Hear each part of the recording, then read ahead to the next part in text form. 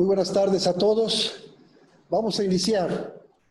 Pasamos la voz a Guillermo para dar las indicaciones para esta conferencia.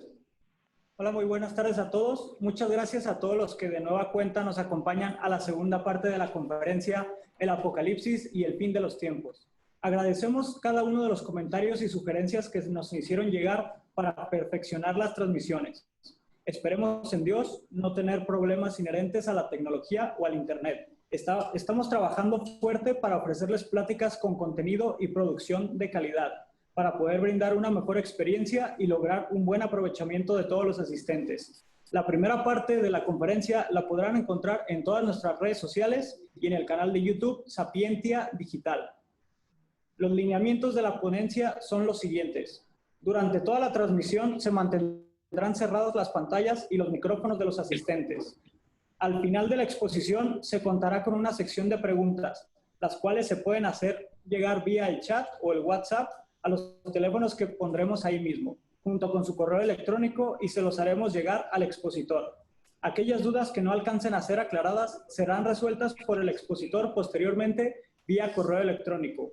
Por respeto al conferencista y la puntualidad de todos, se dará una tolerancia de 5 minutos para ingresar a la conferencia. Después de este lapso, solo se permitirá ingresar a ella durante el primer descanso.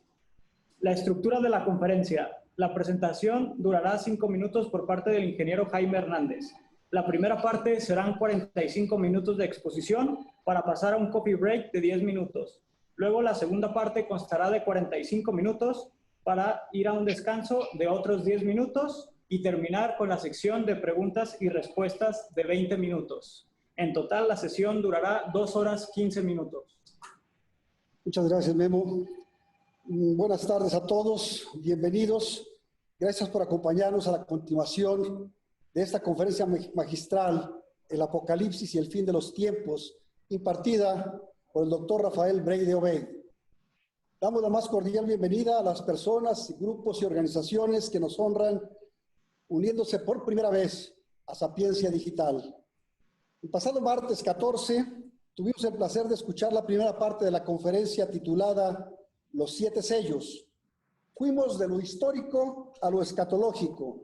Hoy, martes 21 de julio, continuaremos con la segunda parte titulada La Jerusalén Celestial. Ahora iremos de lo escatológico a lo histórico en este libro magnífico inspirado por Dios nuestro Señor a San Juan Evangelista.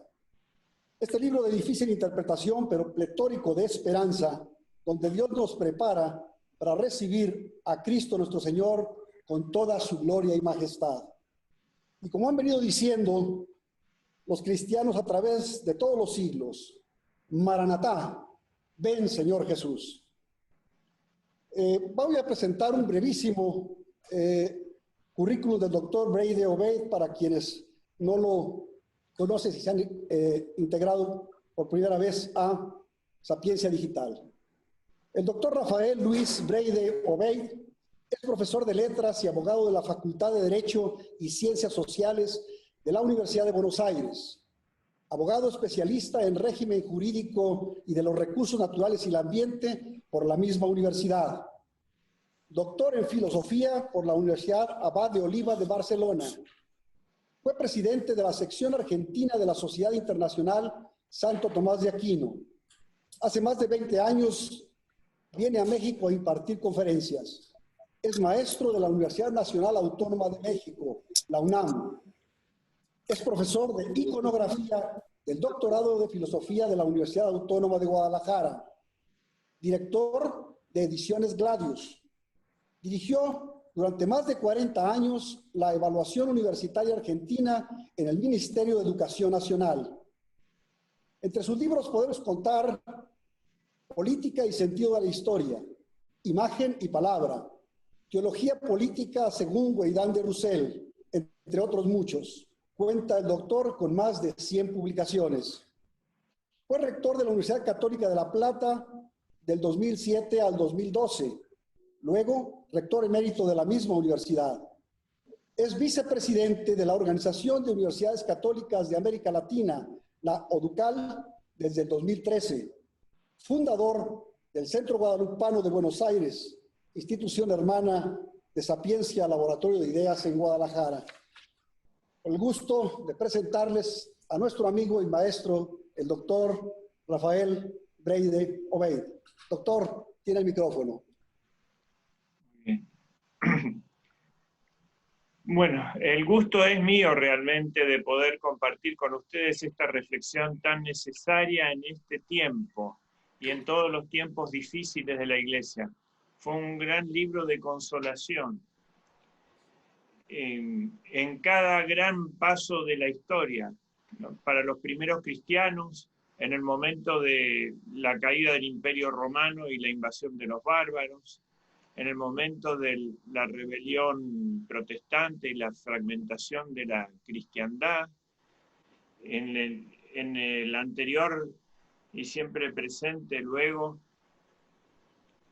problema del Islam, y así en la Revolución Francesa, en la Revolución Comunista, hasta nuestra tribulación, que es la más importante de todas porque tiene un carácter mundial. Entonces el libro nos sirve como evangelio eterno, se llama a sí mismo, como un vademecum para ir pasando por todas estas situaciones difíciles. Es un libro de consolación y de esperanza. Hoy nos toca ver la segunda parte, cuando ya se acaba el tiempo. Habíamos dejado en la primera parte al ángel diciendo, se acabó el tiempo. Aquí está.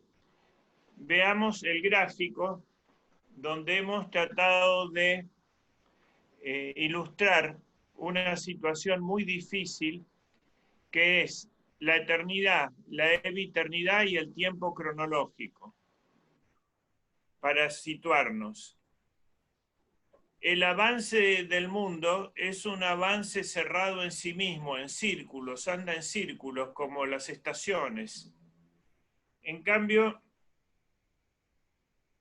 trajo el progreso en el sentido espiritual.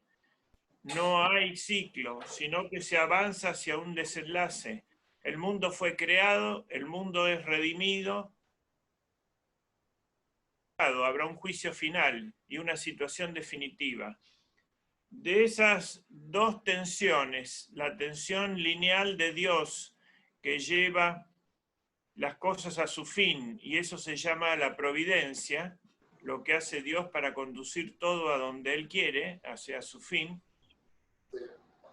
y de las causas segundas, que se llaman comúnmente el destino o el hado, cerradas en sí mismo, hacen que el avance del tiempo cronológico sea como una espiral. Entonces, cuando se ha querido interpretar y poner todos los acontecimientos del Apocalipsis en la línea que estoy marcando ahora con el cursor de los siglos que van pasando, no han podido entrar ahí, porque llegado a un punto, por el sistema propio del estilo profético de la recapitulación, cuando va a llegar al sexto y pasar al séptimo de los septenarios de cada uno de ellos, de los candelabros, de las iglesias, de los sellos, de las tubas, de las copas, reinicia. Entonces el avance es en forma espiral, ¿no? Fueron los mensajes a las 7 iglesias, Éfeso, Esmirna, Pérgamo, Tiatira, Sardes, Filadelfia, que es la que estamos transcurriendo, hasta la segunda venida que está acá. Y cuando ya se producía la parusía, recomenzó con los 7 sellos, y luego cuando se llegaba al sexto sello se abrían las 7 tubas que iban indicando las grandes herejías, el arrianismo, el islam, el cisma griego, el protestantismo, los grandes cambios de frente, la guerra de los continentes y nuevamente las 7 copas. Y además el apóstol intercala visiones en esta secuencia. De modo que el avance es en forma de espiral. Ahora estamos donde está esta línea gruesa y se tiene que cumplir en Filadelfia, en la iglesia de Filadelfia, toda esta agenda cargadísima, ¿no?, que va a producir al fin la parusía, el advenimiento de Cristo. En el plano inferior vemos cómo el cristianismo va subiendo desde Nazaret, después cae en la época del Renacimiento, hasta llegar a una mínima expresión. Viene Cristo Rey con la parusía. Viene el tema de los 1000 años, que es el tema más difícil del libro. Y hay un contraataque del mal al final.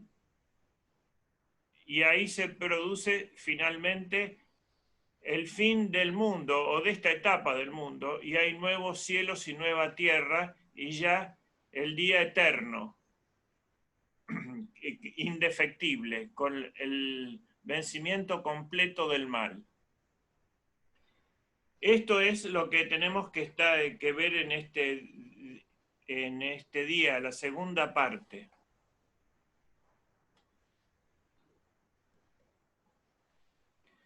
Bueno, habíamos visto, acá estaba el ángel fuerte que clausura el tiempo.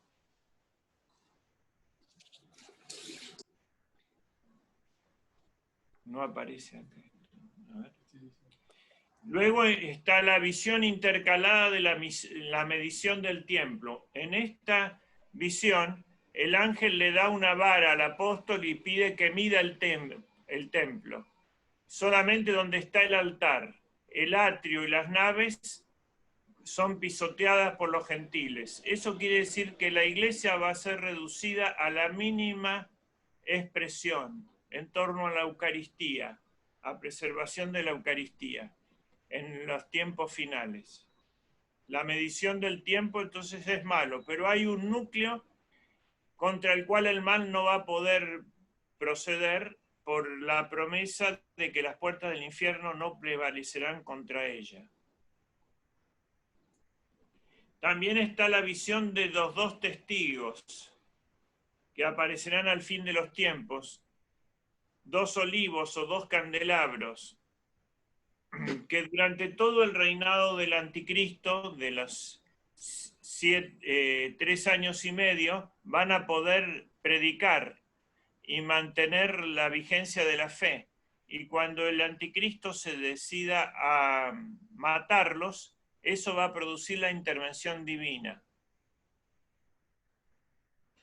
Aquí vemos a los dos testigos predicando y ellos pueden hacer que no llueva y también pueden transformar en sangre los ríos, es decir, no van a poder ser eliminados durante todo el reinado del anticristo. Y esto es alentador para nosotros, porque lo que Dios quiere en este momento no es que gobernemos, sino que demos testimonio. Y con nuestro testimonio, Él va a hacer todas las maravillas. Y si cumplimos ese designio de dar testimonio, el mal no va a poder contra nosotros, si cumplimos esa misión.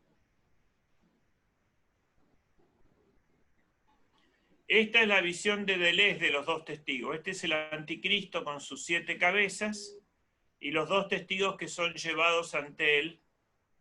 Pero arriba está Dios mirando, ¿no? Y las almas de los testigos corresponden a Dios, a estar acá arriba, las almas de los... Entonces Él está preparado para resucitarlos. Suena la 7ª trompeta que anuncia la victoria cuando los matan.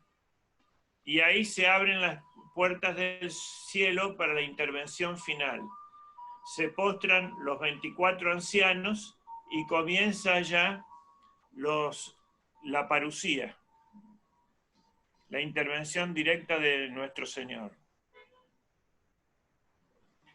Y viene entonces la visión cúspide. Habíamos visto que en la cruz, en el sacrificio de la cruz, estaba presente la Virgen, la mujer, y también estaba presente en el discurso del Jueves Santo, cuando Cristo habla de la mujer parturienta. Esto se refiere a la maternidad espiritual de la Virgen sobre toda la humanidad, que deriva de la maternidad divina y que fue dada a la humanidad como un gran don, prácticamente el reino, en la persona de Juan Bautista. Una mujer vestida de sol con la luna bajo sus pies y en su cabeza una corona de 2 estrellas, que gritaba con dolores de parto, y un gran dragón de color de fuego, con 7 cabezas y 10 cuernos. Este dragón no es el anticristo, es el demonio. Y en la cabeza 7 diademas. Vemos que el demonio se agranda, es la serpiente del paraíso, del Génesis, que ahora ha crecido hasta ser el dragón. Y la mujer es la mujer vestida de sol.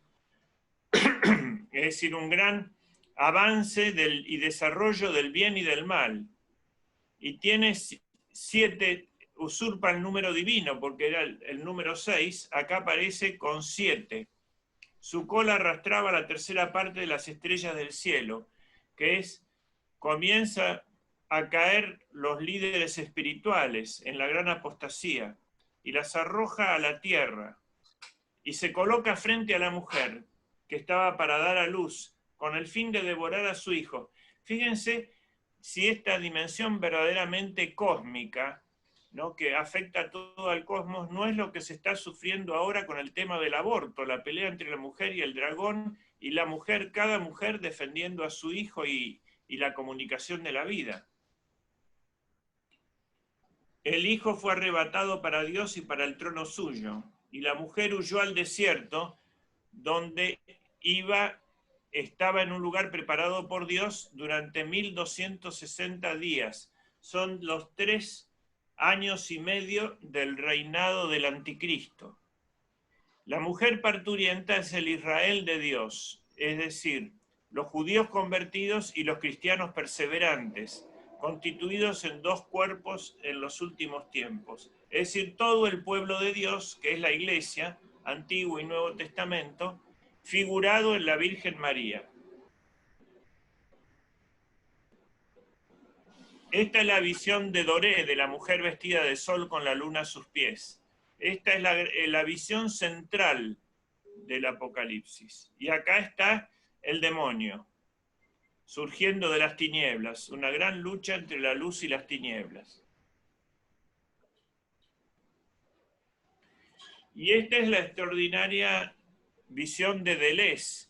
Acá está la mujer vestida de sol, el sol es todo esto, que es la iglesia, acá está indicada como mujer y como edificio, 2 símbolos de la iglesia. El demonio que se va materializando, más bien mecanizando, va apareciendo las 7 cabezas como parte de un mecano electrónico. Es una advertencia con la tecnología. Y acá todos los mundos que posee.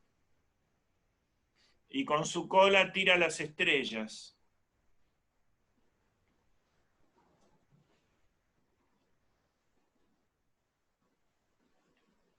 Y se establece una guerra en el cielo. Miguel y sus ángeles pelean contra el dragón, pero no prevalecieron y no halló su lugar en el cielo. Fue precipitado a la serpiente antigua que se llama Diablo Satanás y arrojado a la tierra. Es decir, que el gran poder que tiene ahora en la tierra, que el demonio, es por haber caído del cielo, porque ya fue derrotado en el plano superior. Entonces le queda poco tiempo y por eso se ha desencadenado toda su fuerza, pero ya prácticamente está derrotado. Alegraos, oh cielo, porque ya se libraron del diablo, mas ay de la tierra y el mar, porque descendió a vosotros el diablo lleno de gran furor.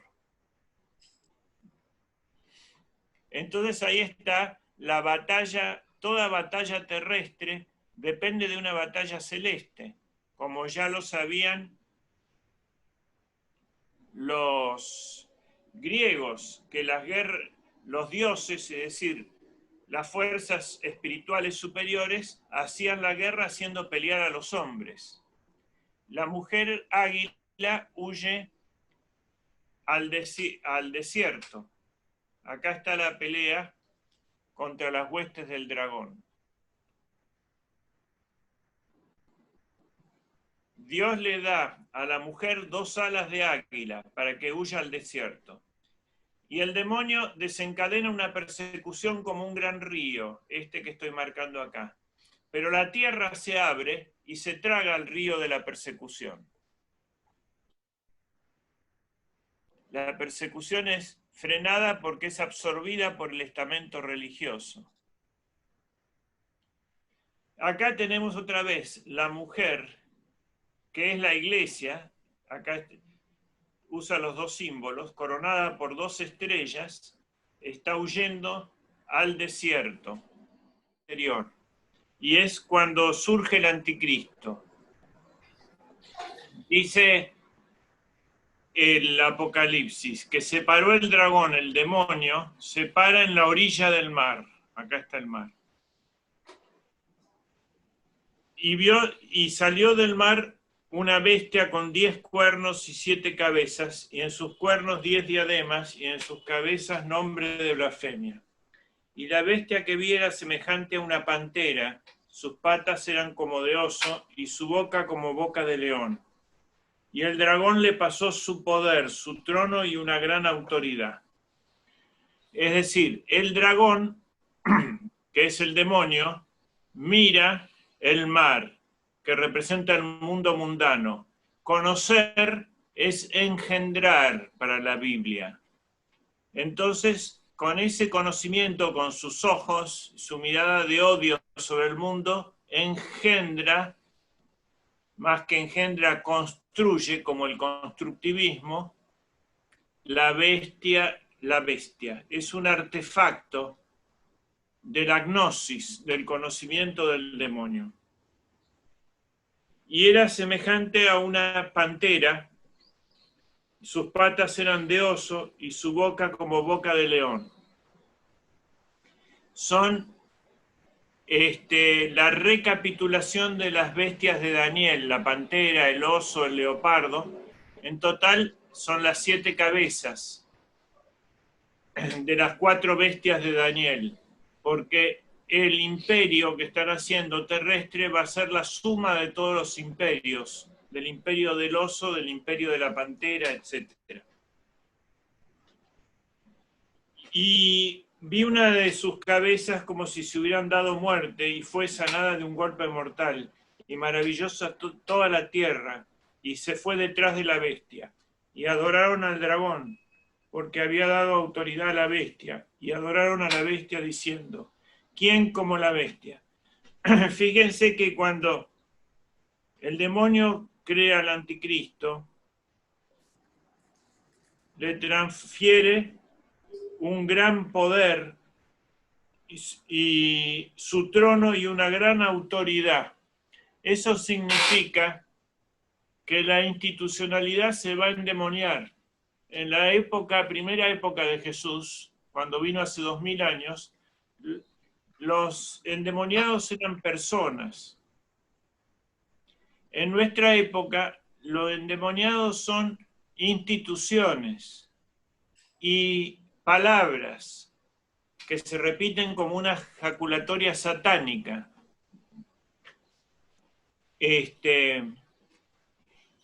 Entonces, ahí está cuando el demonio le da una gran autoridad.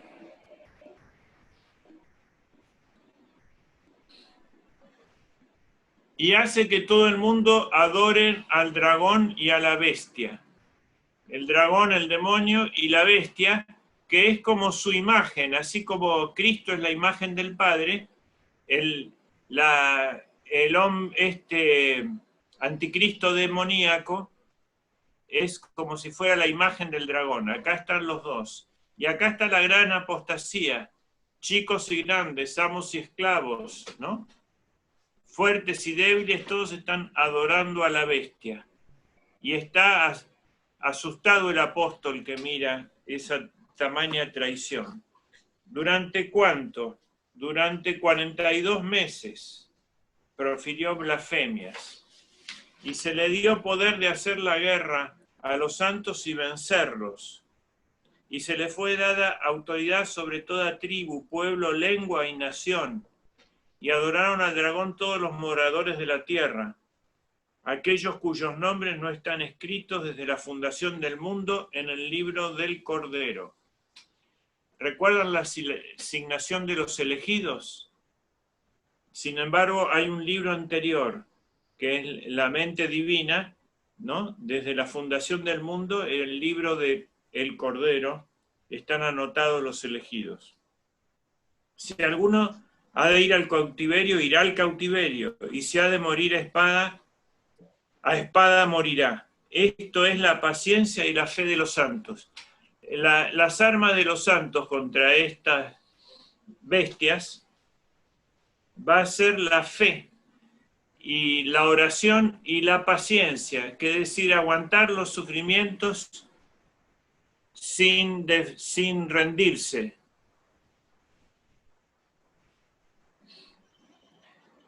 Acá está cuando ya el dragón se va pasando a segundo plano y dejando adelante al anticristo.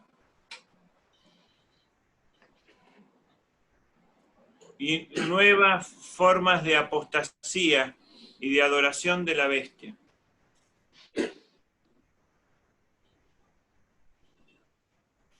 Y aquí se ve cómo el apóstol se da cuenta que Dios está mirando lo que está ocurriendo acá arriba. Y advierte que guay de los adoradores de la bestia, porque van a ser castigados el día de la ira de Dios, los que se han pasado al dominio de la bestia. Entonces surge la bestia de la tierra, que sería el tercer monstruo. El dragón es el primero, la bestia del mar y la bestia de la tierra. Y vi otra bestia que subía debajo de la tierra. Y tenía 2 cuernos como un cordero, pero hablaba como el dragón. Y la autoridad de la primera bestia la ejercía en presencia de ella, e hizo que la tierra y sus moradores adorasen a la bestia primera, que había sido sanada de su golpe mortal. Obró también grandes prodigios hasta hacer descender fuego del cielo a la tierra, a la vista de los hombres, y embaucó a los habitantes de la tierra con los prodigios que le fue dado hacer en presencia de la bestia, diciendo a los moradores de la tierra que debían erigir una estatua a la bestia que recibió el golpe de espada y revivió. Y le fue concedido animar la estatua de la bestia, de modo que la estatua de la bestia también hablase e hiciese quitar la vida a cuantos no adorasen a la estatua de la bestia. E hizo poner a todos, pequeños y grandes, ricos y pobres, libres y esclavos, la marca impresa en la mano derecha o en la frente, a fin de que nadie pudiese comprar ni vender.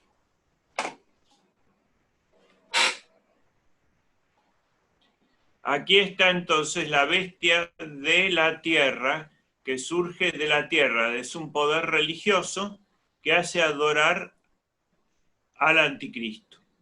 Y acá está haciendo llover fuego del cielo. Es decir, este va a unir el prestigio de la religión falsificada al de la ciencia moderna.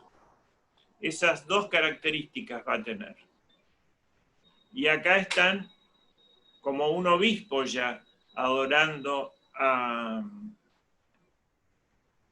al anticristo. Y este es el momento en que acá ya está sobre el altar el anticristo, la bestia de la tierra también en su trono, y está ordenando matar a los que se oponen, martirizarlos. Fíjense que es la bestia de la tierra la que maneja la persecución en favor del anticristo, porque es la que conoce el ambiente religioso de los cristianos. Y acá viene cuando los marca. La bestia de la tierra está marcando a los elegidos.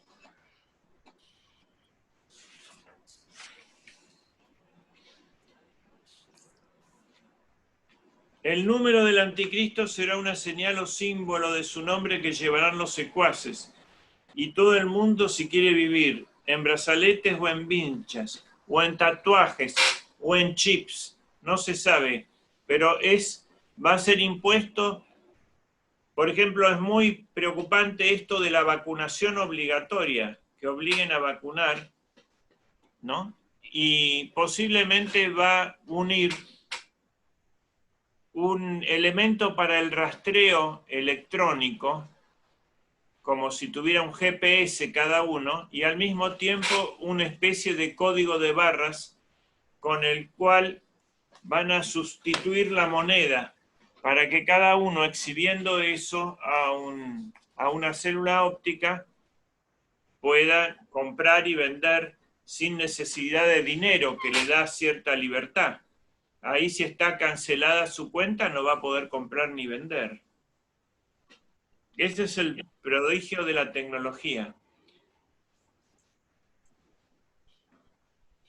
Y acá está el número, el número es 666. El anticristo no tiene nombre, es el alogos, sin sentido, sin razón, y anomos, sin norma. La norma es su capricho.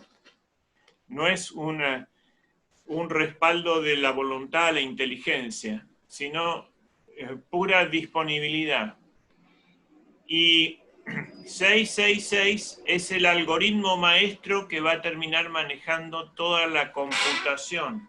Nuestra civilización es antihumana. El antropocentrismo de la era moderna terminó. Estamos en la era posmoderna. Y se caracteriza por la abolición del hombre y sustitución por una civilización, si se la puede llamar así, datocéntrica. Un dato va a ser lo que va a gobernar, manejado como un algoritmo supremo a través de la tecnología. Todas las relaciones humanas van a ser anuladas, las de familia, las de barrio, las de profesión, las de vecindario, las de nacionalidad. Y se va a ascribir a los individuos, que no van a ser más personas, sino individuos, a un sistema tecnológico. Van a ser enchufados. Y ese sistema tecnológico se maneja matemáticamente. Por lo tanto, es la muerte de la palabra o del verbo y la vida del número y la cantidad. Por eso dicen que el anticristo viene a ser como la democracia, que es la pretensión loca de un cuerpo sin cabeza, ¿no? Y el falso profeta es el modernismo religioso. Aquí lo tenemos al falso profeta en actitud de chivo hipócrita, con sus dos cuernos, como el cordero. Y acá está el anticristo y adorando al demonio, del cual es la imagen. El cordero y las vírgenes. Vírgenes se entiende acá los que no cambiaron la religión por la política, no pusieron la política en el lugar de la religión, ¿no? Y miré, y he aquí que el Cordero estaba de pie sobre el monte Sión, y con él 144.000 que llevaban escrito en sus frentes el nombre de él y el nombre de su Padre. Son los signados. Y oí una voz del cielo, semejante a la voz de muchas aguas, como el estruendo de un trueno, y la voz que oí se parecía a la de citaristas que tañen sus cítaras, y cantaban un canto nuevo delante del trono, y delante de los cuatro vivientes y de los ancianos, y nadie podía aprender aquel cántico sino los 144.000. Los rescatados de la tierra, estos son los que no se contaminaron con mujeres porque son vírgenes, y son los que siguen al Cordero donde quiera que vaya. Estos fueron rescatados de entre los hombres como primicias, para Dios y para el Cordero. Y en su boca no se halló mentira, son inmaculados. Las vírgenes y el Cordero son los elegidos de la visión cuarta. ya liberados. Vírgenes significa que no se manchan con la religión falsificada, la cual propaga la mujer ramera de la visión 16. Acá vemos en la tapicería de Angers cómo está el triunfo del Cordero sobre el monte Sión, juntando ya sus huestes. Y los 4 animales, el león, el águila, el toro,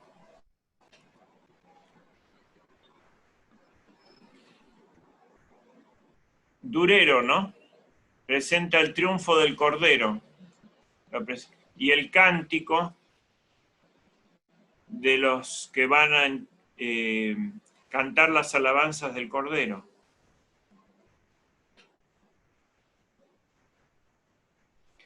Y acá está el trono divino, como siempre, la eternidad, donde las cosas pasadas no pasan y las futuras no suceden. Y el Cordero lo presenta ya como Cristo guerrero. Y van subiendo al monte Sión. Y acá ya la bestia está desintegrada en algoritmos matemáticos, en cables, etc. Ya es la pura deshumanización del demonio, ¿no? Ha liquidado todo lo humano y solamente hay artefactos. Bueno, este es el momento en que está en la misa esta frase del Apocalipsis, el momento de los muertos que están acá, que son los mártires, y todos los que murieron en la paz del Señor, que van a resucitar. Acá tienen las almas.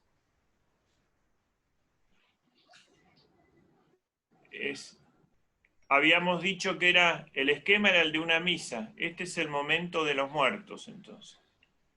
Pero los agarramos en el momento supremo, y es en el momento en que resucitan. Aparece, ha llegado la hora de cegar, pues la mies de la tierra está completamente seca. Es la parábola del trigo y la cizaña, pero vista a nivel definitivo, ¿no? La época de la siega. Hay primero una siega del trigo y la cizaña y después de la vid. La vid es aplastada en el lagar sangriento y aparecen los últimos ángeles para cumplir el designio divino. Las 7 últimas plagas son las 7 copas. Aquí están las 7 redomas preparadas para las redomas o copas de la ira de Dios que van a hacer desencadenar las últimas plagas.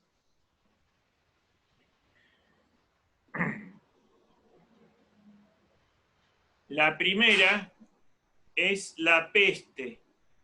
Acá la ha presentado el autor cayendo sobre la ciudad y creando una gran cráter en forma de chancro de sífilis. Esta es la 6ª plaga del faraón en Egipto, que es la primera del Apocalipsis, y que puede haber sido la sífilis en la época de Castellani, pero dijo que iba a venir una peor, el SIDA, y cada vez que la repriman y que consideran que hay una victoria, vendrá otra peor.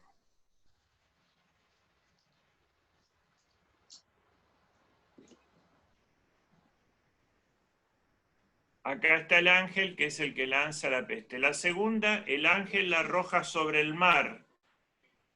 Y la tercera, sobre el río. El mar significa las relaciones internacionales que se van a envenenar. Y el río, que es putrefacto, es el envenenamiento de la cultura. Luego, el ángel la lanza sobre el sol y todos quedan ardiendo. Es posiblemente la ciencia moderna que produce el desastre climático y ambiental, todos los desórdenes que causa la manipulación de la ciencia, que más que ciencia es magia, ¿no? Y que desencadena factores con la energía nuclear, con los rayos, etcétera, con las vibraciones, con las radiaciones ionizadas y no ionizadas, que producen un gran desastre. Aquí está otra vez simbolizada por la energía atómica envenenando la tierra, que es la cuarta plaga. La quinta es, cayó sobre el trono de la bestia, que se volvió oscuro. Las tinieblas envuelven el mundo. Este es el anticristo. Y significa que los poderes políticos no van a poder acertar ya más, que no van a entender los problemas, ¿no? Que va a descender la tiniebla sobre ellos porque no han buscado a Dios, entonces se van a quedar sin soluciones y sin inspiración. Y aparecen entonces la sexta copa, es la aparición de las tres bestias, el dragón, el anticristo y el falso profeta, de los cuales salen las ranas del Apocalipsis, que son espíritus inmundos, y llevan a la gente a la guerra. Es la ideología, ¿no? La falsa espiritualidad que lleva el mundo a la guerra. Acá es lo mismo simbolizado por el otro autor. El dragón, el falso profeta y el anticristo engendran las ranas, que son el liberalismo, Rousseau, el marxismo y el progresismo religioso, modernismo. Los tres fusionados son la última herejía y van a llevar al mundo a la guerra.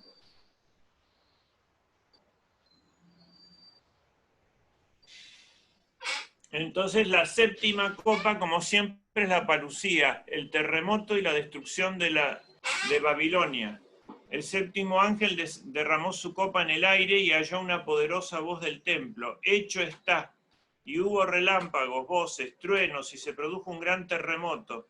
Y la gran ciudad fue dividida en tres, y las ciudades de los gentiles cayeron. Babilonia la grande fue recordada delante de Dios para darle el cáliz del vino de su furiosa ira. Y desaparecieron las islas, y no hubo más montañas. Y cayó sobre los hombres el granizo del tamaño de un talento. Ahí está la ruina de Babilonia, ¿no? Y las 7 plagas descendiendo en conjunto. La guerra, la peste, la carestía, destruyen la ciudad malvada. Acá también está fracturada en 3 partes por una bomba atómica. Acá está la bomba atómica.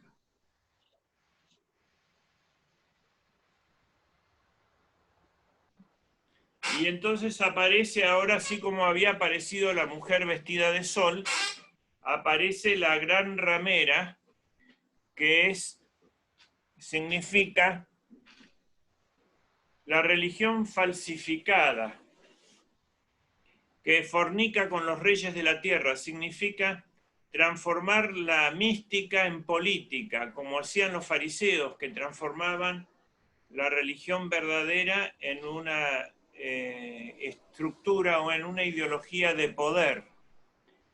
Y vi una mujer sentada sobre una bestia purpúrea, repleta con nombres de blasfemias, que tenía 7 cabezas y 10 cuernos, la bestia. La mujer está vestida de púrpura y escarlata y cubierta de oro y piedras preciosas, y lleva en su mano un cáliz.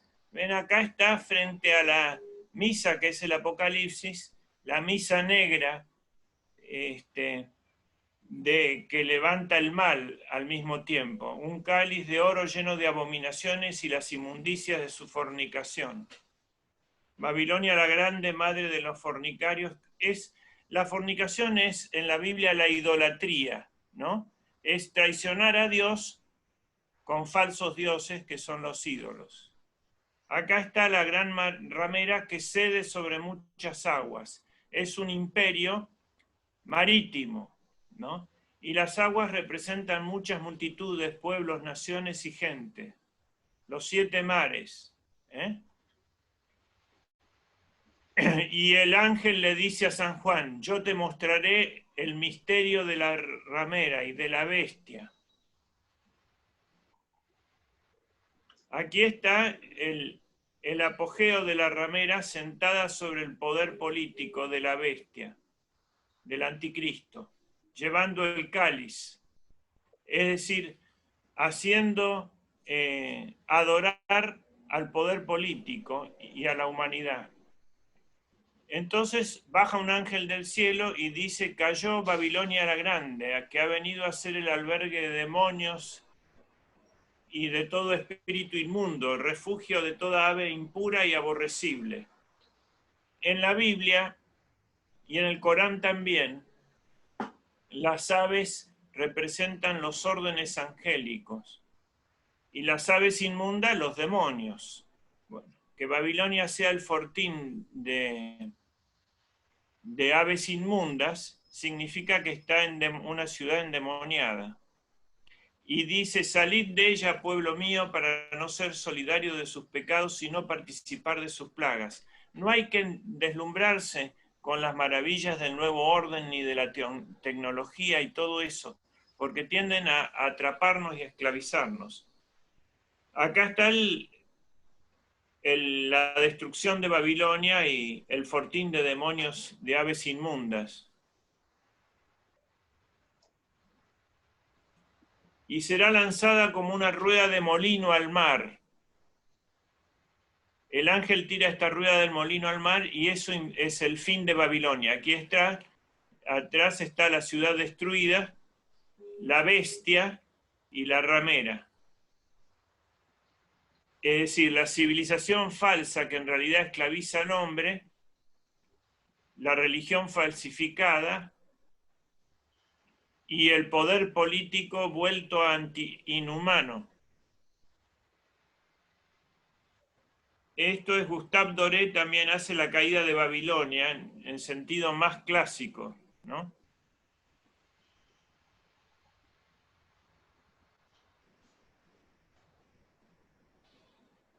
Y hay una aleluya en el cielo. La destrucción de Babilonia causa una gran alegría en el cielo. Aleluya, la salvación, la gloria y el poder son de nuestro Dios. Porque fieles y justos son sus juicios, porque Él ha juzgado a la gran ramera, que corrompía la tierra con su prostitución, y ha vengado sobre ella la sangre de sus siervos. La culpa a la ramera de la sangre de los mártires. Nosotros vamos a ser traicionados por la iglesia progresista y tercermundista herética, que ellos nos van a entregar a la persecución. El humo de ella sube por los siglos de los siglos, y se postraron 24 ancianos y los 4 vivientes y adoraron a Dios.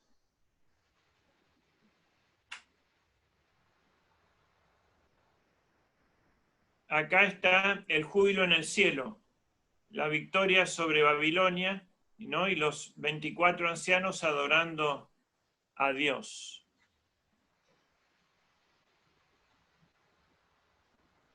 En la visión de Deleuze también se ve abajo en el mundo, en el tiempo, aquí abajo a la ramera y a la bestia, y en el cielo donde todo permanece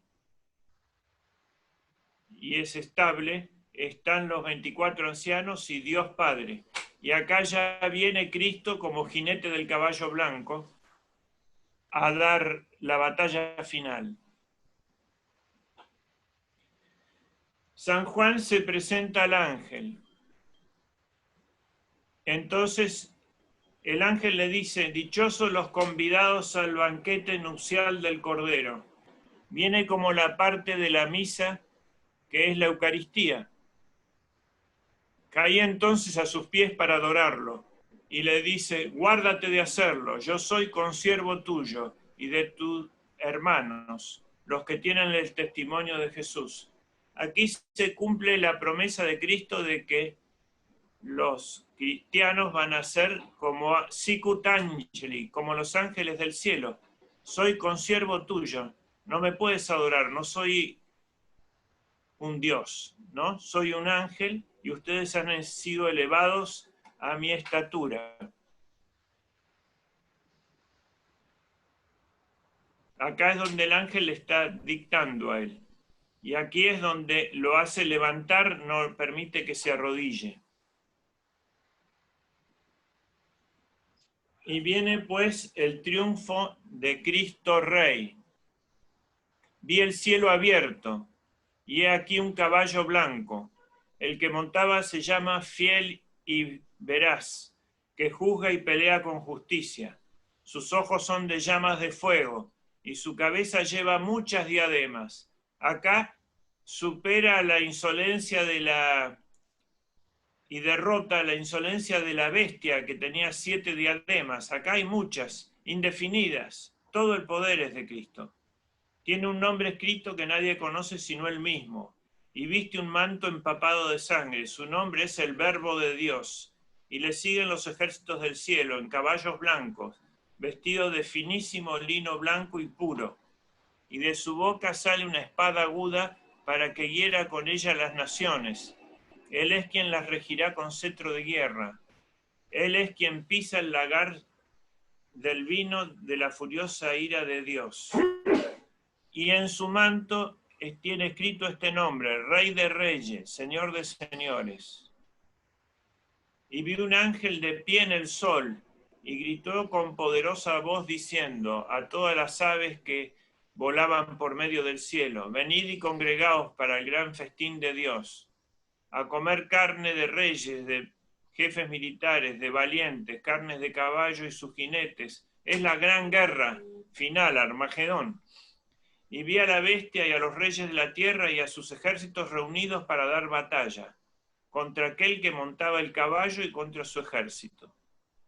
Y la bestia fue presa, y con ella el falso profeta, que delante de ella había hecho los prodigios, por medio de los cuales había seducido a los que recibieron la marca de la bestia y adoraron su estatua. Estos dos fueron arrojados vivos al lago de fuego, encendido con azufre. Aquí está la derrota de la bestia.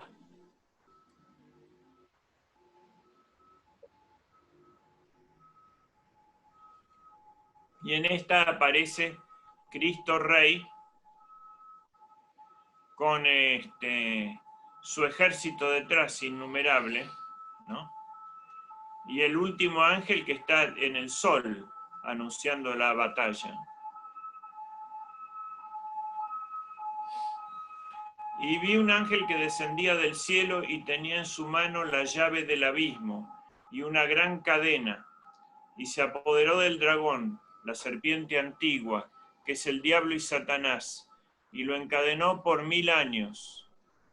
Acá viene el tema de los 1000 años, del milenio, que es el tema más difícil que hay, y lo arrojó al abismo que cerró, y sobre el cual puso sello para que no sedujese más a las naciones, hasta que hubiesen cumplido 1000 años, después de lo cual al de ser soltado por un poco tiempo. El diablo es encerrado por 1000 años. En esta batalla queda derrotado el anticristo y el falso profeta. Pero el demonio aquí está encerrado. Fíjense que el que lo encierra es San Miguel, que está acá. Pero el que le da la cadena para atarlo es San Gabriel.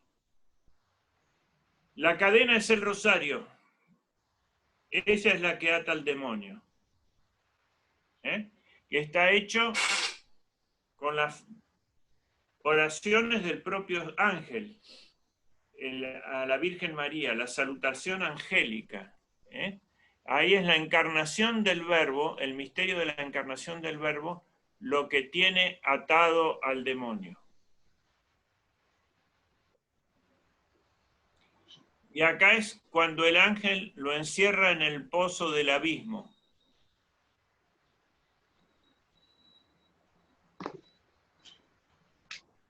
Luego viene el reino milenario.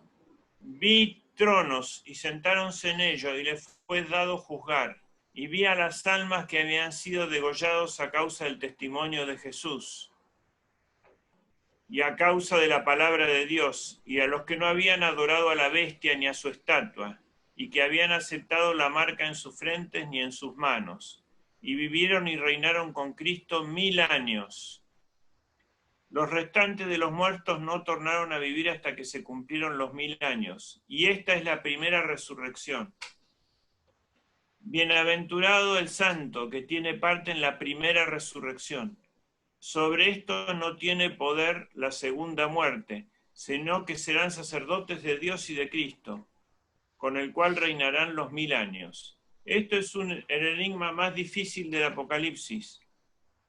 El padre Castellani dice que hay que interpretarlo literalmente, que no se puede interpretar alegóricamente.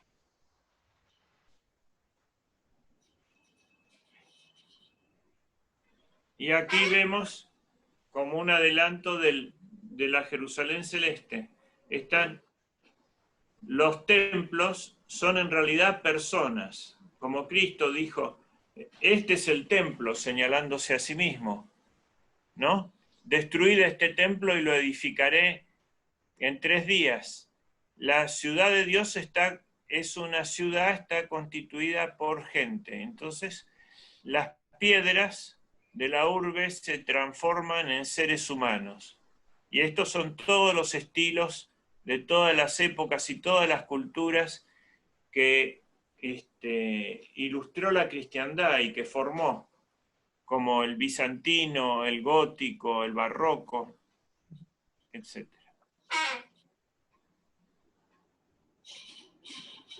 Satanás es soltado y derrotado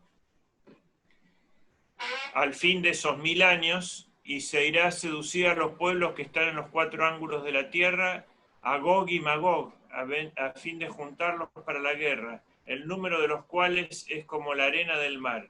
Y subieron a la superficie de la tierra y cercaron el campamento de los santos y la ciudad amada. Mas del cielo bajó fuego de parte de Dios y los devoró. Aquí vemos el ejército del dragón ya, porque la bestia había desaparecido y el falso profeta, con Gog y Magog avanzando sobre la ciudad santa y el fuego del cielo que los devora al fin.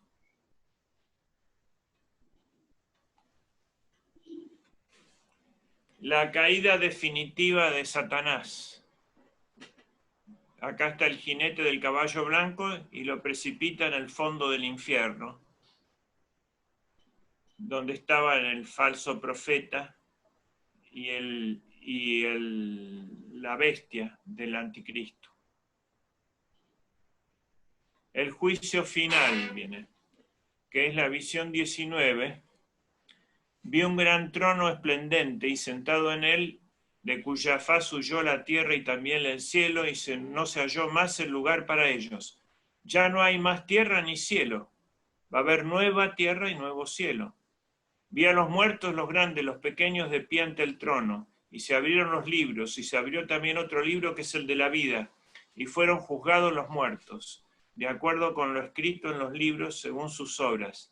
Y el mar entregó los muertos que había en él, y también la muerte y el Hades, y entregaron los muertos que había en ellos, y fueron juzgados cada uno según sus obras. Y la muerte y el Hades fueron arrojados al fuego. Los presenta personificados, el infierno, Plutón, ¿no? Y la muerte. Esta es la segunda muerte, el lago de fuego. Es decir, la muerte primera es la muerte física, y la muerte segunda es la muerte del alma, la muerte definitiva. Si alguno no se halló escrito en el libro de la vida, fue arrojado al lago del fuego. Una visión del juicio final, los elegidos y los réprobos.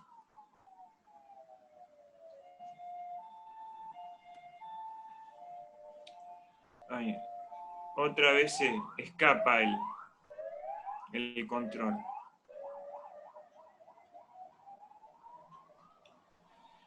Aquí tenemos el Cristo del juicio final. A la izquierda, los que se condenan, que caen al infierno. Es circular el movimiento. De la derecha los que suben al cielo. Este es el Cristo Rey en el día del juicio final. Me parece hermosísima esta en su severidad, ¿no? Y en su victoria. Y en realidad es luz, formas de luz y de tinieblas nomás.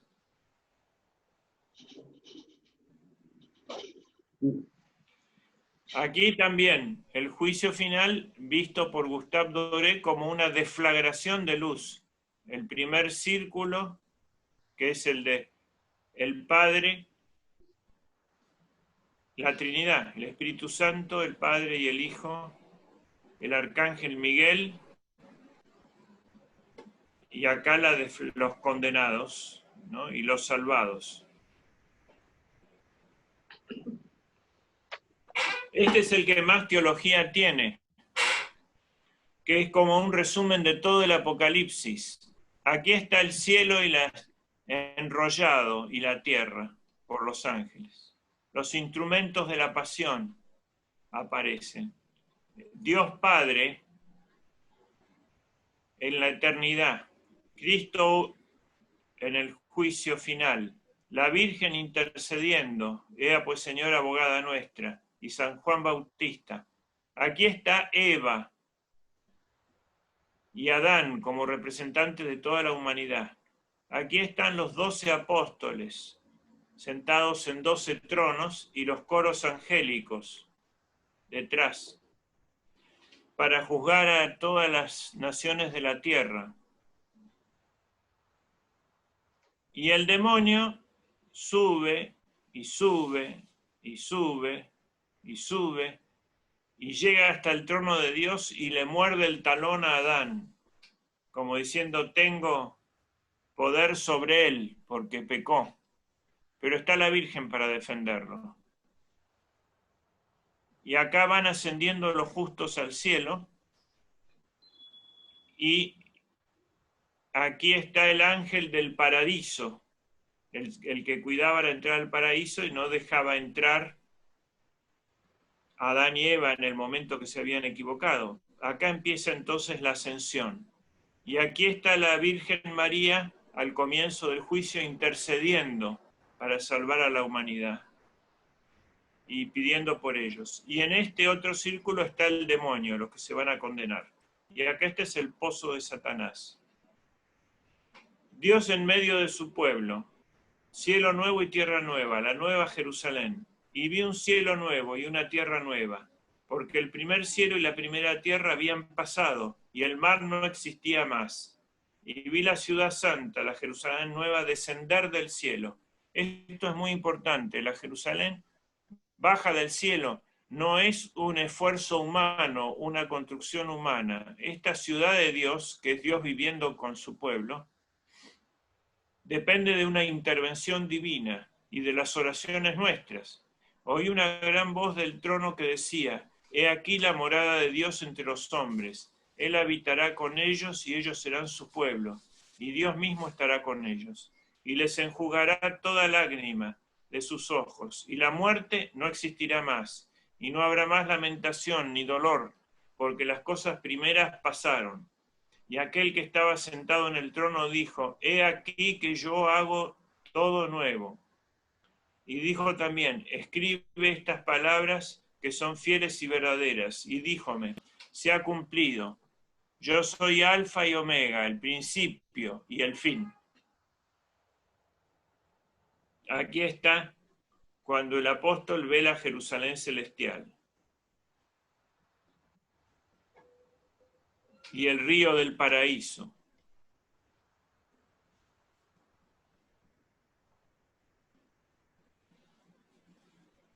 Aquí está otra visión de la Jerusalén celeste, se la muestra el ángel. Ven y te mostraré la Jerusalén celestial.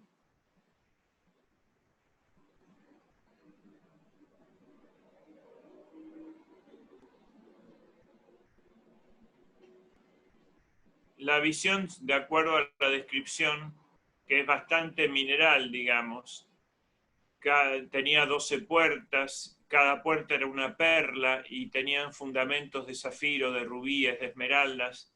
Bueno, ahí está la parte pictórica de la construcción de un símbolo, ¿no es cierto? Lo importante es que no tiene sol ni luna porque la luz es el Cordero. Es decir, es las almas viviendo junto con Dios y los cuerpos resucitados.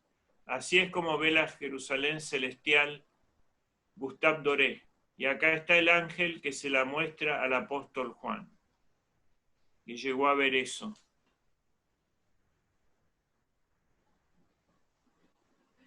El río y el árbol de la vida. Y me mostró un río de agua de vida, claro como el cristal, que sale del trono de Dios y del Cordero.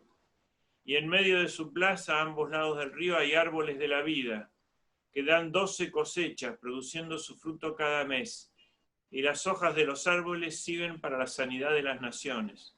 Y no habrá maldición ninguna. Y el trono de Dios y del Cordero estará en ella, y sus siervos lo adorarán, y verán su rostro, y el nombre de él estará en sus frentes. Y no habrá más noche, ni necesitarán luz de lámpara, ni luz de sol, porque el Señor Dios lucirá sobre ellos, y reinarán por los siglos de los siglos. Aquí ven el río, el Padre y el Cordero,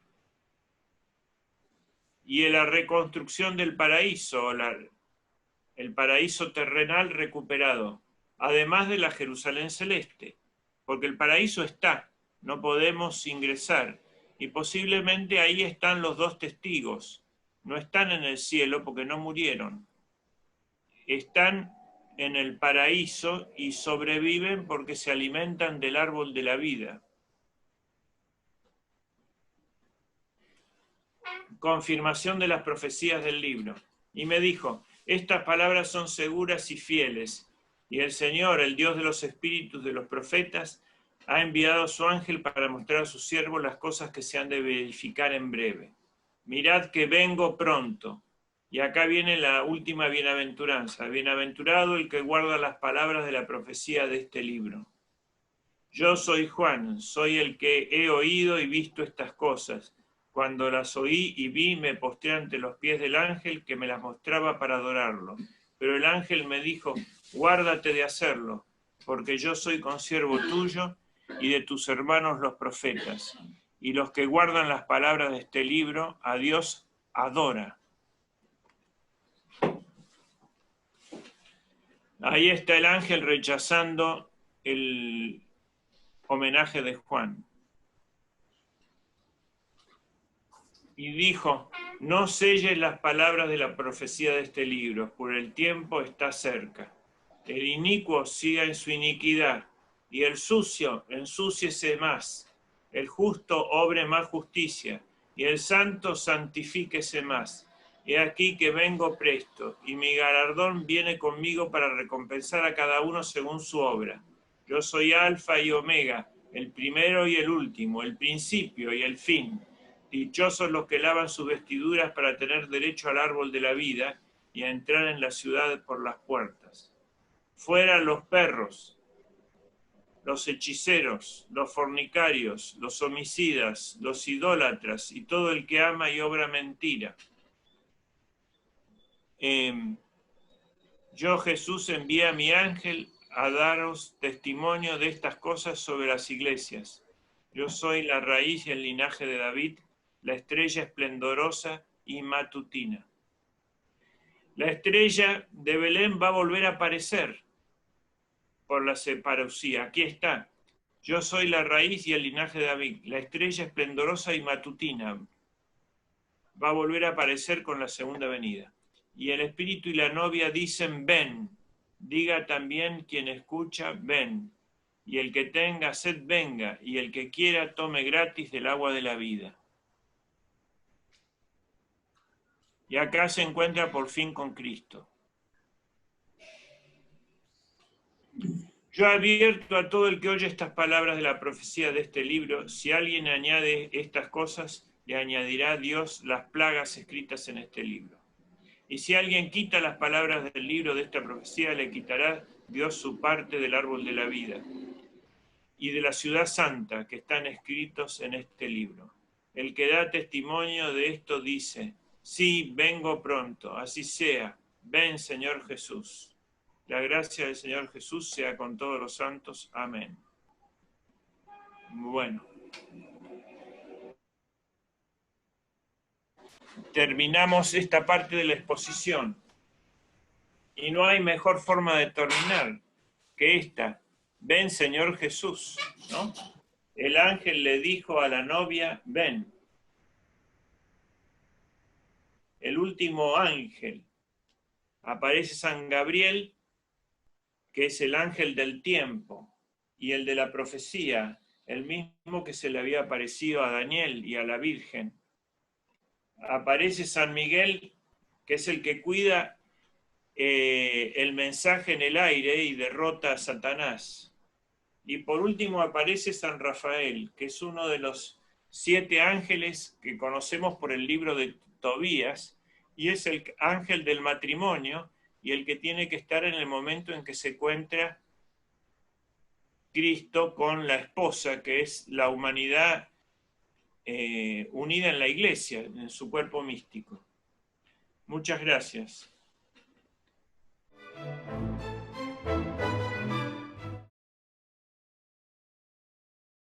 Pasemos entonces a las palabras. ¿Decretamos receso, no, verdad?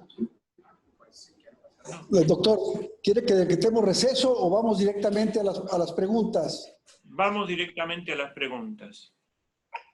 Bien, ¿tenemos alguna del auditorio, Memo?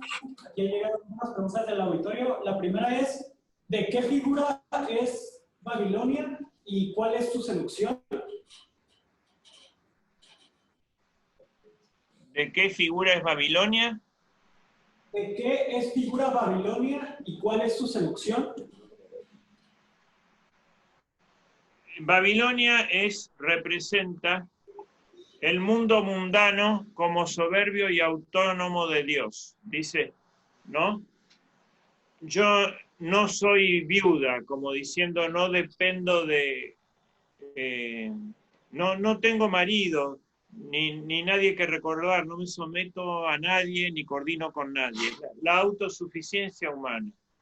Y en realidad, los apóstoles no podían decir Roma, ni podían decir Jerusalén por la persecución. Entonces, en lugar de hablar de la Roma de los Césares, en clave hablaban de Babilonia, como la cabeza del mal. Y en lugar de hablar de Jerusalén, hablaban de Sodoma. Por ejemplo, los 2 testigos son muertos en Sodoma o Egipto, que significan la corrupción de un poder religioso, Egipto. En cambio, Roma significa la corrupción de un poder temporal. Entonces, siempre tenemos la ambigüedad de las cosas humanas, las 2 versiones, ¿no? Roma es el obstáculo, la Roma cristianizada, para que no aparezca la barbarie, el catejón. Pero la Roma idolátrica es el falso orden, como la Roma perseguidora del cristianismo, de Nerón y de Calígula y de Diocleciano.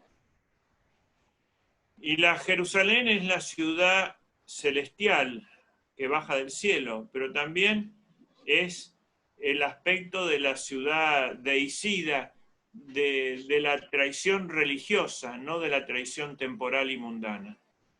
Entonces, Babilonia es como la cabeza del orden temporal, según la estatua de Daniel. Daniel había adivinado un sueño de Nabucodonosor revelado de la estatua dismetálica. El rey de Babilonia había soñado que había una estatua con la cabeza de oro, con el pecho y los brazos de plata, con el vientre y las piernas hasta las rodillas de bronce y con los pies de barro. Y venía una piedra pequeña que bajaba de una montaña y derribaba la estatua y después se transformaba ella en una montaña y cubría todo el mundo.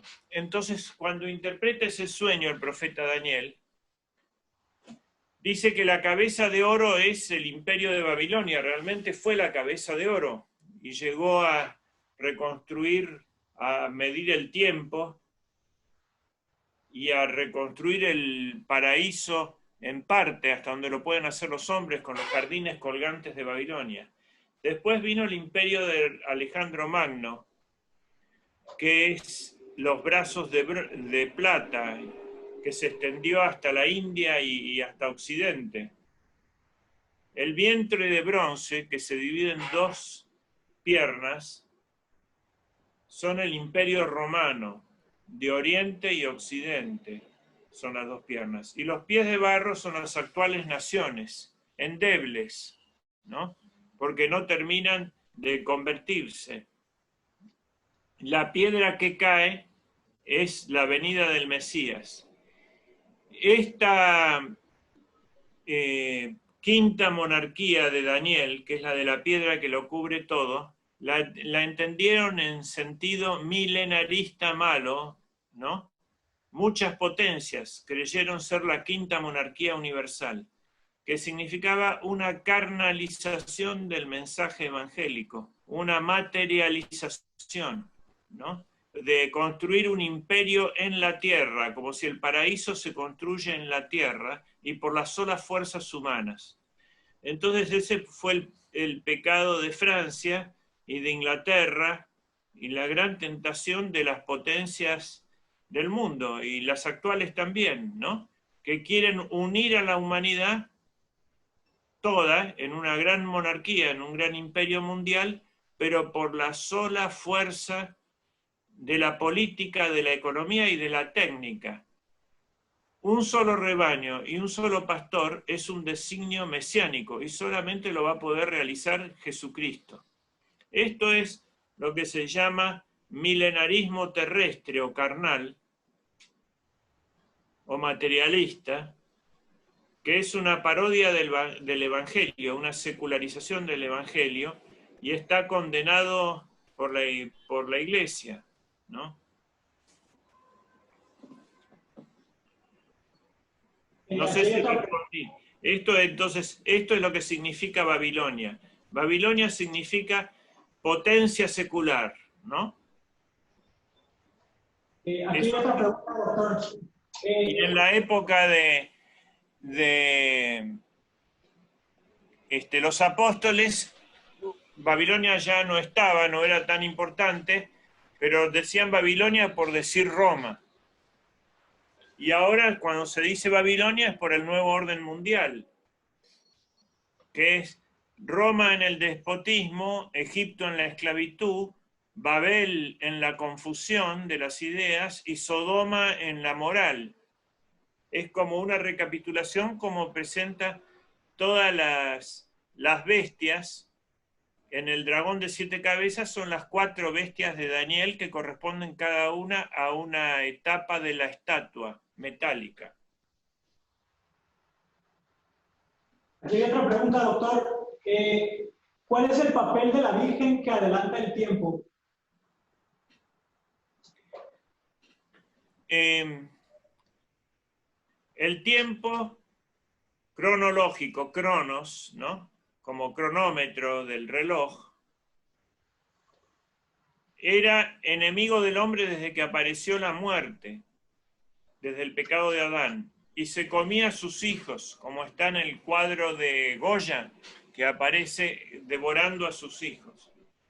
Cuando Cristo viene al mundo, la eternidad entra en el tiempo y se redime el tiempo. Eso ocurre en el seno de María, y es el ángel del tiempo, es San Gabriel, que anuncia la venida. Él también es el que le avisa a Daniel, es el ángel que le revela a Daniel la profecía de las 70 semanas que exactamente faltaban para la venida del Mesías, más de 400 años antes, cuando estaban todavía en Babilonia. Entonces él dice que en las 69 semanas y media va a ser muerto Jesucristo, ¿no? Y ahí se va a frenar el tiempo. Y esos 3 años y medio que faltan, son semanas de año, cada semana tiene 7 años. Estos 3 años y medio se va a destruir el templo. Al final del mundo, cuando se reconstruye el tiempo, vuelven a correr el templo, vuelven a correr esos 3 años y medio. ¿Por qué? Porque el culto es el tiempo que dedicamos a Dios y el templo es el espacio que dedicamos a Dios. Pero el tiempo no se puede medir sino en relación a un espacio. Por eso, la reconstrucción del templo va a hacer correr otra vez ese tiempo hasta el fin, que son los 3 años y medio que faltan. Que ya vimos que están dichos de varias veces, 1200 días, 42 meses, etcétera, o 3 años y medio. ¿Cómo interviene la Virgen? La Virgen también es la señora del tiempo y de todo el cosmos. Entonces, por ejemplo, cuando están en las bodas de Caná, Cristo le dice que su hora no ha llegado cuando le pide que los ayude porque se habían quedado sin vino. Dice, mi hora no ha llegado. Sin embargo, por el pedido de la Virgen, adelanta su hora, ¿no? Y hace el primer milagro público, que es transformar el agua en vino. También,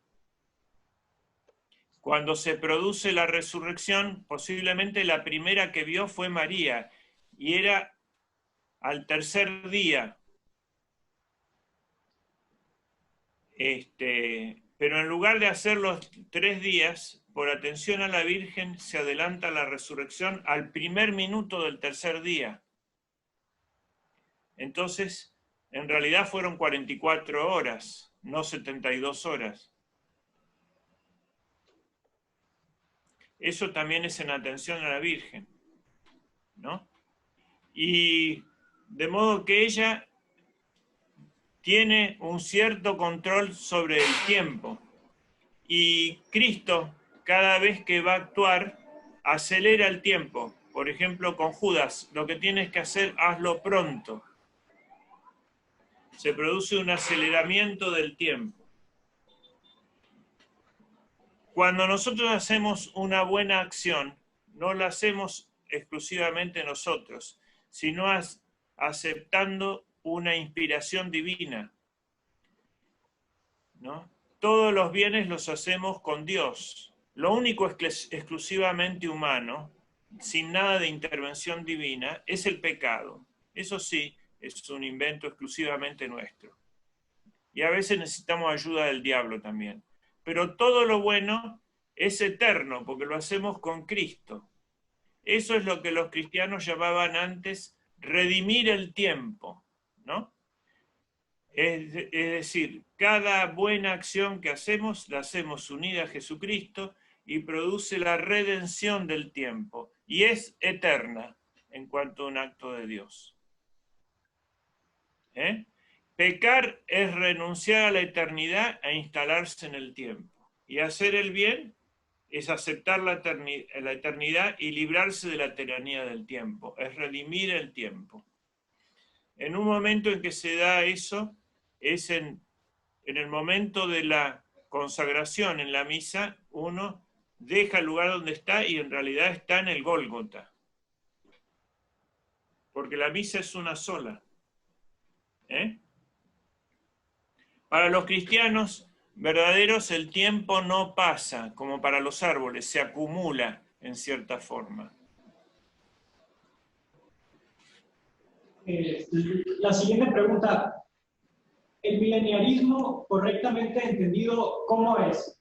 ¿Qué fue lo que dijo San Agustín sobre él mismo? el milenarismo, si ustedes vieron la parte literal, dice, la interpretación literal que según el Papa Pío XII, en Divino Aflante Espíritu, es la primera que hay que tener en cuenta, dice que cuando venga Cristo va a resucitar primero a los mártires de la última persecución y va a reinar con ellos 1000 años. Y después de esos 1000 años va a venir la segunda parte, que es la batalla final. Y ahí va a ser el juicio final y la resurrección de toda la humanidad. Entonces, el milenarismo dio lugar a un milenarismo carnal, que era el dominio de Cristo en la tierra como si fuera el gobierno de Alejandro Magno o de Julio César, ¿no? Un gran emperador mundial así. Tenían los ebionitas, una secta judeo-cristiana del principio de los tiempos, quería un dominio terrestre, de una potencia secular, no espiritual. Entonces, había un milenarismo bueno, espiritual, que es el que sigue Castellani, por ejemplo, y el que siguen todos los padres de la Iglesia hasta el siglo V, inclusive San Agustín al principio. Pero viendo San Agustín que eso derivaba a la construcción de un mesianismo terrestre o secular, cambió y dijo que la primera resurrección era el bautismo y la segunda resurrección era la del fin de los tiempos. ¿No es cierto? Ahora, ¿cómo lo podemos entender unas cosas? Hay cosas que en el siglo XIX no entendían, ni aún en ese siglo que estaba bastante cerca nuestro. Por ejemplo, que el anticristo puede hacer ver su imagen en toda la tierra. No lo podían entender, decían que estaba mal de la cabeza San Juan, que era el delirio de un oriental de 98 años. Que un ejército de 200 millones, que se pudiera hacer bajar fuego del cielo, ¿no? Hoy sabemos que hay bombas atómicas y que por la televisión y por el 5G se va a poder ver en tiempo real la imagen en todo el mundo de un líder y que se puede levantar un ejército de 200 millones. Pero el milenio lo sabremos realmente cuando estemos en ese lugar. La venida de Cristo es algo tan grande que esa va a ser la oportunidad de preguntarle. De todas formas, el catecismo romano de la Iglesia Católica, en el punto 676, dice lo siguiente: esta impostura del anticristo aparece gozada allá en el mundo cada vez que se pretende llevar a cabo la esperanza mesiánica. Es decir, cada vez que queremos realizar la esperanza mesiánica, aparece la mentira del anticristo, lo cual no puede alcanzarse sino más allá del tiempo histórico, a través del juicio escatológico. Incluso en su forma mitigada, la Iglesia ha rechazado la falsificación del reino futuro con el nombre de milenarismo, sobre todo bajo la forma política de un mesianismo secularizado, intrínsecamente perverso. Es decir, rechaza el mesianismo secularizado intrínsecamente perverso. Está hablando del comunismo, ¿no es cierto? Y la falsificación de la redención de los humildes. Eso es lo que rechaza. Y Cristo dio la fórmula, el mismo Cristo. Buscad el reino de Dios y su justicia, y lo demás vendrá por añadidura. Esta es la primera norma. Es decir, nosotros tenemos que buscar el reinado espiritual y eso va a producir por añadidura el ordenamiento temporal. Y se ha producido varias veces en la historia, siguiendo ese camino del espíritu a la materia y no al revés. Por ejemplo, hay un milenio desde la conversión de Carlomagno hasta Napoleón, que anula el Imperio Romano Germánico. Son desde el año 800 hasta 1800. Ahí tenemos 1000 años de cristiandad. Lo que hay que distinguir es la iglesia de la cristiandad. La iglesia es el cuerpo místico de Cristo. Existió desde el Gólgota y desde Pentecostés y va a existir siempre, aunque sea reducida a un pequeño rebaño como está en el Apocalipsis mismo, en la medición del templo, en la visión de la medición del templo. Y la cristiandad no. La cristiandad es un orden social, económico, político, cultural, laboral, conforme al Evangelio. Eso no existió siempre, al principio no existía, ¿no? Existió a partir de Constantino y ahora está desapareciendo el sentido cristiano de familia, de propiedad, de trabajo, de cultura, de universidad, de ciencia. Todo eso está siendo barrido. Cuando la cristiandad no existe, que es el orden social y político, la iglesia sobrevive, pero en las catacumbas, perseguida. Ahora, el camino es buscar el reino de Dios y su justicia, y viene la añadidura. En ese sentido, puede haber muchos milenios. Otro milenio fue, en terrestre, el Imperio Bizantino, que nació con Constantino y terminó en 1452. Cuando los turcos tomaron Constantinopla. Todavía está en pie Santa Sofía, que hace poco la acaban de volver a transformar en mezquita. La iglesia esta. Entonces, para nosotros, ¿qué solución le damos eso? San Pío X, la doctrina de política de él, que está expresada en la encíclica de León XIII, Immortale Dei, y que él resumía en un solo eslogan: instaurare omnia in Cristo, establecer todas las cosas en Cristo, pero dándole una formalidad espiritual. No podemos negar las consecuencias de nuestra acción en el mundo mundano, porque eso sería como desencarnar el verbo. Nosotros tenemos que buscar siempre la encarnación del verbo. Y si buscamos eso, lo demás va a venir por añadidura. ¿De qué manera se puede explicar esto de las 7 cabezas del dragón cuando el número 7 es perfección? El dragón es el mono de Dios. Fíjense que ha duplicado todo lo que ha hecho. Entonces, él junta para hacer su imperio secular.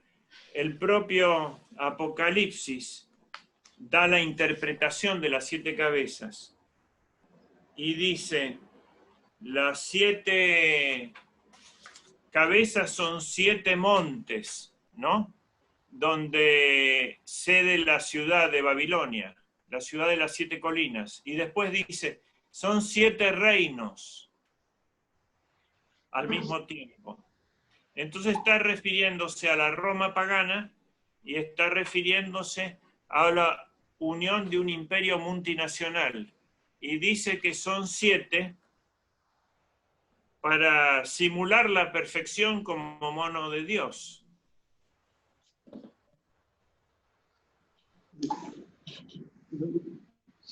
Otra pregunta, a ver. Sobre los signos de los tiempos, ¿en dónde nos encontramos? ¿Ya existe la apostasía general? Yo creo que ya empezó la gran tribulación y la gran apostasía. la pérdida de la fe.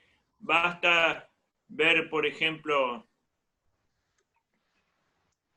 díganme, los sacramentos en México, ¿no? Cuando yo empecé a ir hace más de 20 años a México, ya había un 72% de bautismos. 30 años antes, todos los chicos mexicanos eran bautizados. Pero de ese 72% de bautismos, solamente el 50% se casaba por la iglesia. Es decir, querían bautizar a sus chicos que fueran cristianos, pero no querían casarse, fundar una familia de acuerdo al sacramento católico. ¿Ven? Ahí ya hay una retirada. Ya había comenzado la gran apostasía. ¿No es cierto? Una gran retirada. Sumado eso a la crisis del episcopado y del clero y todo eso, que a veces proceden, si bien al mismo tiempo hay más mártires que nunca en el siglo XX, ¿no? También hay más deserciones que nunca al mismo tiempo. Parece esto una de las últimas palabras del Apocalipsis, ¿no? El santo santifíquese más y el sucio ensúciese más, ¿no? Parece que se ha desencadenado las dos cosas simultáneamente, pero la apostasía ya está. Bien. A ver, aquí en la sala hay alguna pregunta. Doctor. Buenas tardes, doctor Marín. Nuevamente Sánchez tú. De acuerdo al gráfico y a la exposición que usted hace, y sumando una serie de cuestiones que se han ido presentando, por ejemplo, que Francisco convocara para un plan educativo mundial, prácticamente estaríamos hablando de que en la actualidad la única alternativa que queda es la lucha digna, destinados a la derrota en este mundo, porque ya lo que sigue prácticamente es el gobierno del anticristo, o el primer gobierno del anticristo, en la proximidad, sería lo que quedaría. Si esto es así, una posición política democrática o una posición religiosa adherida a la iglesia de Francisco sería pasar a formar parte de esa ese contubernio que sentencia el mismo libro del Apocalipsis, donde dice que se deben separar para no ser cómplices del anticristo. Por lo tanto, adherirse a una posición democrática que ya es liberal, perversa y pervertidora, a una manifestación educativa que propone Francisco, prácticamente también perversa y pervertidora, es un nuevo humanismo para el nuevo siglo, pues lo conveniente sería alejarse de ambas posturas. ¿Sería correcto todo esto, doctor? Yo creo que eso fue visto, esa situación del papado, fue visto ya en esa época, sin que estuviera Francisco, por el padre Membiel en un libro que se llama De la Cábala al Progresismo, en la última parte, y dice que la eclesiología no estudió suficientemente la posibilidad de que haya un papa que sea, por un lado, el papa del catolicismo, ¿no? Y por el otro lado, el papa de la publicidad, porque Francisco para el mundo es el papa que presenta los medios de difusión que están en manos del enemigo. Es decir, ese es el papa con el cual intentan gobernarnos, un papa editado a partir del papa real. Entonces me parece que ahí él hace consideraciones muy interesantes. También lo dijo el mismo Benedicto en su último discurso al clero de Roma, cuando se despidió, ya había renunciado, pero todavía era papa, en febrero del año 2013, y dice, hubo un concilio real y un concilio de la publicidad, pero el que se aplicó fue el concilio de la publicidad, y que era malo. Entonces tenemos que estudiar, estamos frente a esa situación, que nos manejan con una imagen editada, ¿no? Como estaba ahí, es el imperio de la imagen, que no es real, que no es verdad, sino es real, ¿no? De modo tal que yo diría que es un tema especial y va a ser, del cual se derivan muchos otros, ¿no? Pero el gran modelo de esa situación siempre es estudiar en la Semana Santa, porque de los tiempos finales van a ser de la Iglesia. El cuerpo místico va a pasar por lo mismo que pasó Jesucristo hace 2000 años. ¿No es cierto?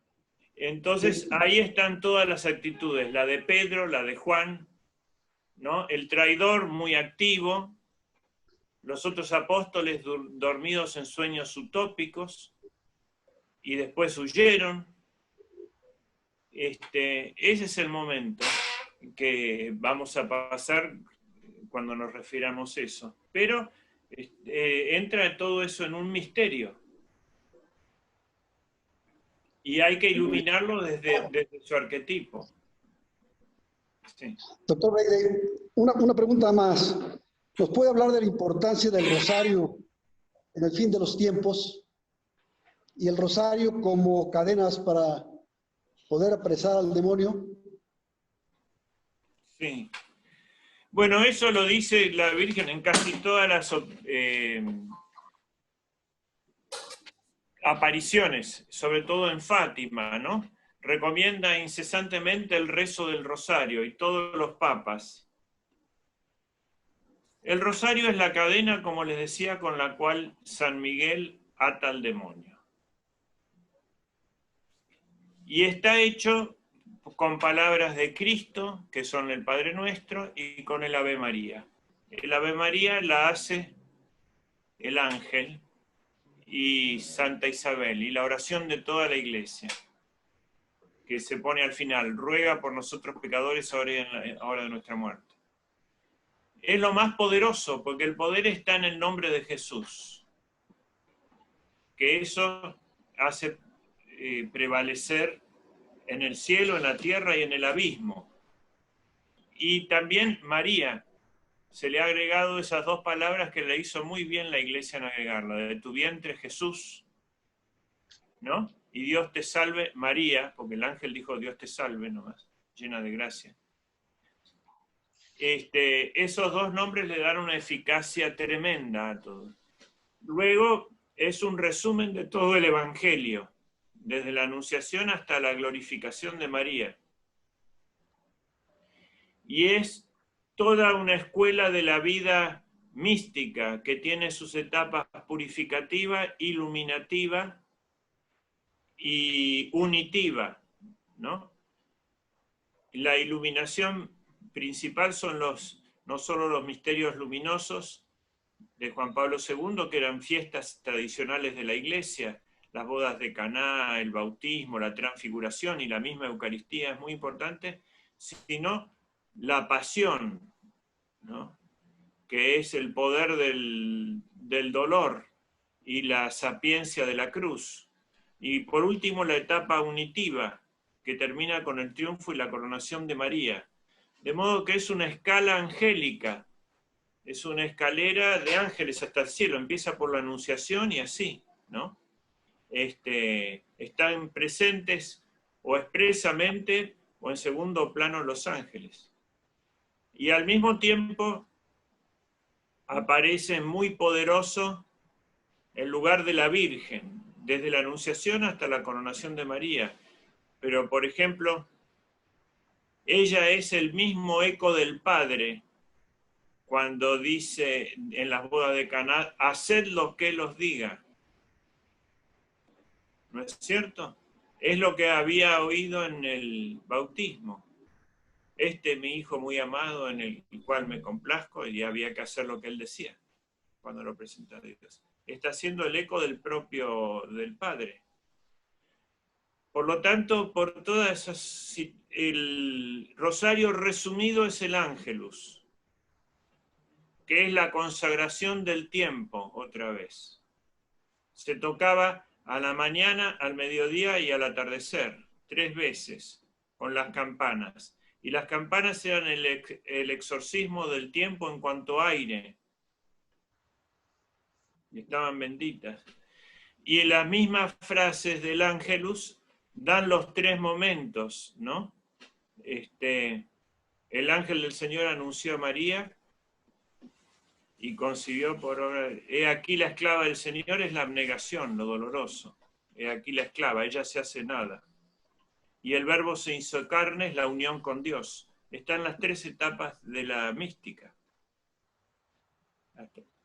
Entonces, en ese sentido podemos decir que el rosario es una escala angélica, es la cadena del diablo y es el resumen de todo el Evangelio. Es la catequesis mariana por excelencia. Bien. Doctor, pues le agradecemos muchísimo su presentación en esta tarde y la segunda parte de nuestra conferencia de el Apocalipsis y el fin de los tiempos. Quisiéramos recordarle al auditorio que en cuanto estemos listos, yo creo que en unas cuantas horas podremos pasar y subir a la Sapiencia, a la página de Sapiencia y a todas nuestras redes sociales, esta conferencia ya editada, cortando probablemente los tiempos que tuvimos de break y por ahí algunos de los errores. Volvemos a pedir disculpas por los problemas de la tecnología, las diferencias que el demonio de repente nos pone ahí algunas trabas con el internet, nos lo reduce y a veces se nos fue por aquí la imagen, ¿verdad? Pero estamos empeñados en trabajar cada día mejor para poder brindarles información de primera línea para estos tiempos difíciles y le agradecemos muchísimo, doctor, sé todo el esfuerzo que usted ha hecho para poder brindarnos esta magnífica ponencia y queremos agradecer enormemente al auditorio que nos estuvo siguiendo. Recibimos muchas preguntas, algunas felicitaciones, algunas recomendaciones. Les agradecemos todo aquello que nos puedan decir para que sirva, para que Sapiencia, Laboratorio de Ideas, siga presentando ponencias de este nivel, de esta importancia. Y agradecemos enormemente, doctor, su participación. Dios lo bendiga y seguimos aquí a sus órdenes para seguir trabajando con estos temas tan importantes. Bueno, muchísimas gracias, un fuerte abrazo a todos y un saludo muy especial al Instituto Sapiencia. Gracias, doctor, Dios lo bendiga.